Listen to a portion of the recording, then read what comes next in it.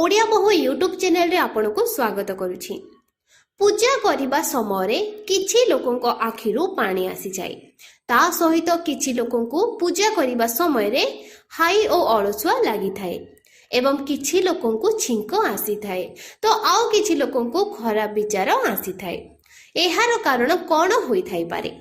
Friends, एही सबु लक्षण जदि आपणक सह हेउछि ताहाले भिडियोटी को शेष पर्यंत निश्चय देखंतु, जहा द्वारा आपण एहा पछरे थिबा रहस्य विषय जानि परिबे। से केउ दैविक शक्ति अछि जहार कृपा आपणक ऊपर रही थाए। जेतेबेले आपणक नियंत्रण सहित पूजा पाठ किबा ध्यान करिबा समय आमे आम द्वारा किछि एमिति कार्य होई जाय जेमिति हाई आसीबा, निद आसीबा, कांदीबा, छिंको आसीबा, ताहाले एहार अर्थ विपरीत माना जाइछि। फ्रेंड्स, आमर प्राचीन ग्रंथ अनुसार प्रथमे एही ब्रह्मांड खाली थिला, चारिआडे केवल अंधकार थिला। तापरे गोटे विशाल शिवलिंग प्रकट होइथिला, जहा द्वारा संपूर्ण ब्रह्मांड ऊर्जारे भरी गला। धीरे धीरे एही ब्रह्मांड रे धातु पदार्थ मानकर निर्माण होइथिला। सेही पदार्थ मध्यरे जल, धातु, वायु, अग्नि भरी जिनिसर निर्माण होइथिला। एथिपाई एहा माना जाए कि एही सबु पदार्थ रे भगवान शिव शंकरंकर वास होइथाए। समस्त ब्रह्मांडर कोण कोण रे भगवान शिव अछंती। शिव ही आदि अटंती, शिव ही अंत अटंती। फ्रेंड्स, जेबे आमे पूजा पाठ करिबा पई बसी थाउ एवं ईश्वरंक ध्यान करिबा पई बसी थाउ, तेबे आपणक आत्मार कनेक्शन ईश्वरंक सहित होई थाए। ईश्वर सर्वव्यापी अटंती। समस्त प्रकार सजीव पदार्थ और निर्जीव पदार्थ रे ईश्वरंकर वास होई थाए। एही कारण पई जेबे आपणक अंतर आत्मा ईश्वरंक सह जोड़ी जाए, सेतेबेले ईश्वर आपणको किछि संकेत देइथांती। एही संकेत बहुत साधारण होई थाए, जाहाकू आमे अणदेखा करिथाउ, जाहा द्वारा ईश्वरंकर संकेत को आमे बुझी पारि न थाउ। सर्वव्यापी परमात्मा सबु जीव जंतुंक सह जोड़ी होई रही थांती। जेबे भी आमे पूजा और ध्यान करिथाउ, सेतेबेले आपणक पाखापाखी परिवेश सकारात्मक ऊर्जारे भरी जाई थाए एवं एही कारण पई आमको सुख शांति अनुभव होई थाए। दुखर वातावरण रे खुशी भरी जाई थाए। अनेक थर विद्यार्थी पाठ पढ़िबा समय मां सरस्वती ध्यान करिथांती, तेबे तांको आखिर लुह आसी जाई थाए किंबा तांको अचानक निद आसीबारे लागि थाए। एहार अर्थ मां सरस्वती कृपा सेही विद्यार्थी उपरे मनी थाए। ता सहित फ्रेंड्स, आमे ईश्वरंक सह जड़ित किछि कथा पुराण सुनिबा समय आमर शरीरर रोम छिड़ा होई जाए बा रोम टांकुली जाए एवं आखिर लुह आसी जाई थाए। ईश्वरंकर सेही अनंत शक्तिर अनुभव करी बेले बेले आमर आखिर लुह आसी जाई थाए एवं ईश्वरंक प्रति आमर विश्वास दृढ़ हेबारे लागि थाए। फ्रेंड्स, जदि आपनको भी एही परि संकेत मिली थाए, तेबे एही वीडियो को शेष पर्यंत निश्चय देखंतु। एही वीडियो रे आमे आपनको एमिति किछि संकेत विषय कहिबु, जदि आपनको ईश्वरंकर ध्यान करिबा समय रे एही संकेत मिली थाए, तेबे बुझी जांतु कि भगवान आपनको किछि संकेत देउछंती। तो आसंतु जानिबा। आपण देखुचंती ओडिया बहु यूट्यूब चैनल। जदि आपण आम चैनल रे नुआ आसीछंती ताहाले चैनल को सब्सक्राइब करी बेल रो आइकन को प्रेस करी नियंतु, कारण भक्ति रे ही असली शक्ति रही थाए। आउ एही भली भक्ति वीडियो सर्वप्रथमे आपण आम चैनल रे पाई परिबे। आउ भगवान शंकरक कृपा पाइबा पई कमेंट बॉक्स रे जय भोलानाथ निश्चय लिखिबे। सर्वप्रथम कथा, आखिरु लुह आसीबा। फ्रेंड्स, जदि आपण भगवान को आराधना रे ध्यान रे बसिछंती एवं अचानक भावे आखिरु लुह बाहरी बारे लागे, तेबे एहा ईश्वरंकर संकेत अटे। आपणकर आत्मा ईश्वरक सह मिलन होईछि। एमिति समय रे आपणकर मनोकामना ईश्वरंको निश्चय कुहंतु। एमिति समय रे ईश्वरंक सह कर जाइतिबा प्रार्थनार फल मिली थाए। अधिकांश लोक एहाकु अणदेखा करिथांती एवं ईश्वरंक आराधना रे लागि रहिथांती, परंतु एहा ईश्वरंको किछि मागिबार सबुठारु भलो समय होइथाए। जेबे भी आपण पूजा करिबे एवं आपण आखिर लुह आसी जाए, तेबे तुरंत आपणक जीवनर दुख और कष्टर निवारण पई प्रार्थना करंतु। पूजा समय रे आखिर लुह आसीबार एहा भी कारण माना जाए कि आपणक अंतर मनर खराब गुणर सफा हेउछि एवं आपणकर अंतकरण शुद्ध हेबारे लागिछि। फ्रेंड्स, जदि आपण पूजा करिबा समय रे आखिरु पानी आसुछि, तेबे आमको कमेंट रे कहंतु केउ भगवान को पूजा करिबा समय आखिरो पानी आसुछि। जला जाइथिबा दीपर ज्योति बढ़िबा। फ्रेंड्स, अग्नि पंचतत्व मध्यरु गोटे अटंती। एथिरे भगवान शिव शंकरଙ୍କ बाग होइथाय। जेतेबेले आपण पूजा करूछंती सेही समय आपणक पाखरे रखा जाइथिबा दीप किंबा आरतीर ज्योति बढ़ी जाए तेबे हा ईश्वरଙ୍କ संकेत होइथाय।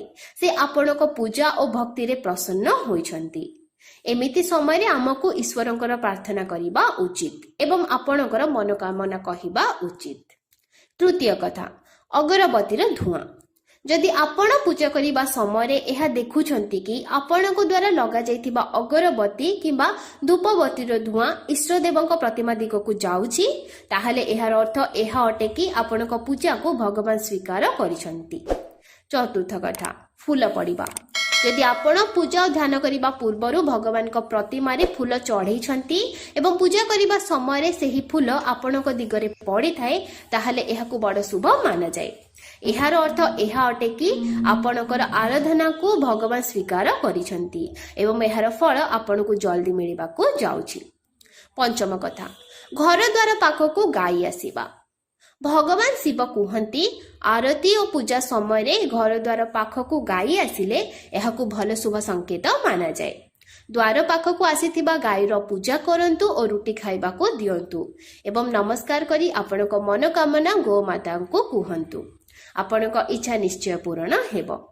एबे आसंतु जानिबा पूजा करिबा समय रे हाई आसीबा, निद आसीबा, नकारात्मक चिंता जोकु आखिरु पानी आसीबा एवं खराब विचार पूजा पाठ समय रे आसीबार कारण और तार उपाय विषय जानि नेबा।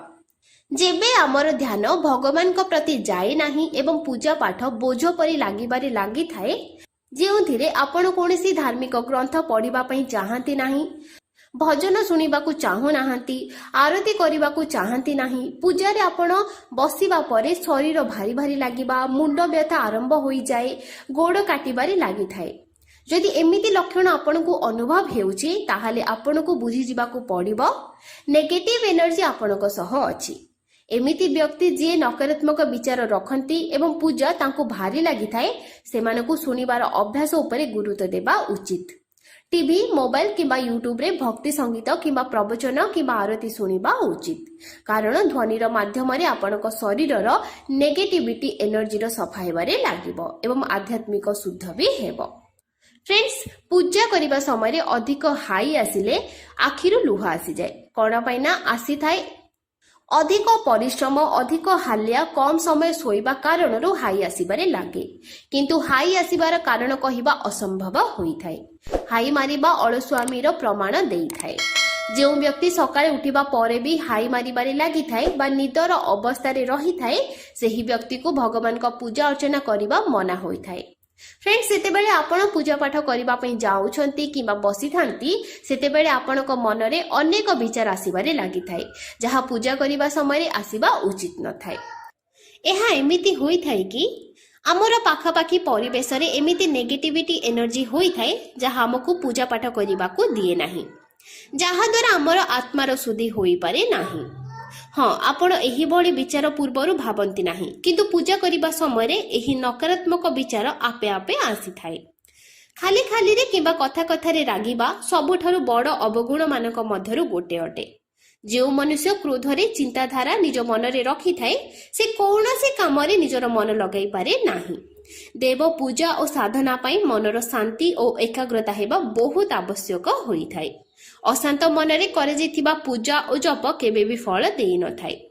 एथिपाई मनुष्य को मंदिर जीवा पूर्वरु किबा घरे भगवान का पूजा और जप करिबा पूर्वरु क्रोध, हिंसा, लोभ भली चिंता को मनरु बाहर करि देबा उचित। एमिति असुविधारु बंचिबा पई सर्वप्रथमे आपनकु आपनक घरर शुद्धि करिबा आवश्यक, जेउथिरे आपण अल्प कर्पूर नै घरे जळांतु एवं जळुथिबा कर्पूर उपरे दुईटी लवंग पकई देबे। दिनरे थरे एही काम निश्चय करिबा उचित।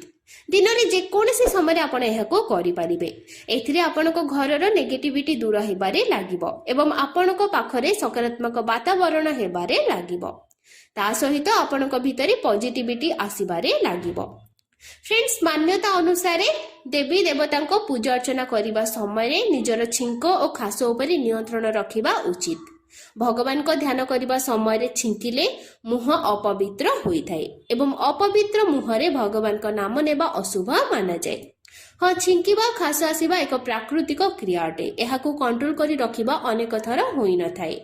जदि पूजा पाठ किंबा जप करिबा समय छिंक खास आसे तेबे तुरंत हाथ मुह धोई पवित्र होई जिबा उचित एवं तापरे पूजा पाठ पुणी थरे आरंभ करि पारिबे।